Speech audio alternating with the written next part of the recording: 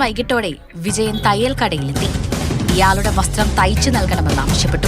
സ്ത്രീകളുടെ വസ്ത്രങ്ങൾ മാത്രമാണ് ഇവിടെ തയ്ക്കുന്നതെന്ന് കടയുടമ പറഞ്ഞു. പുരുഷന്മാരുടെ വസ്ത്രങ്ങൾ തയ്ക്കുന്ന കടയിൽ പോകാൻ നിർദ്ദേശിച്ചു. എന്നാൽ ഇയാൾ മടങ്ങിപ്പോകാൻ തയ്യാറായില്ല. ധരിച്ചിരുന്ന പാൻസിന്റെ സിബ് ശരിയാക്കി നൽകണമെന്ന് ആവശ്യപ്പെട്ടു. കടയുടമ ബഹളം വെച്ചതോടെ ഇയാൾ നഗ്നതാ പ്രദർശനം നടത്തി. അസഭ്യവർഷവും. സമീപവാസികൾ വിവരമറിയിച്ചതോടെ പോലീസ് എത്തി വിജയനെ കസ്റ്റഡിയിലെടുത്തു.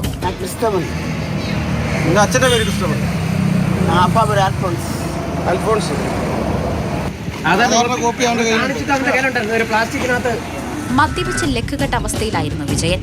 ഇയാളുടെ ബാഗിൽ നിന്ന് മദ്യക്കുപ്പി ലഭിച്ചു. കടയുടമയുടെ പരാതിയിൽ വിജയനെതിരെ പോലീസ് കേസെടുത്തു. കോടതിയിൽ ഹാജരാക്കിയ പ്രതിയെ റിമാൻഡ് ചെയ്തു. വിജയനെതിരെ മറ്റു പോലീസ് സ്റ്റേഷനുകളിലും കേസുണ്ടോ എന്നും അന്വേഷിക്കുന്നുണ്ട്.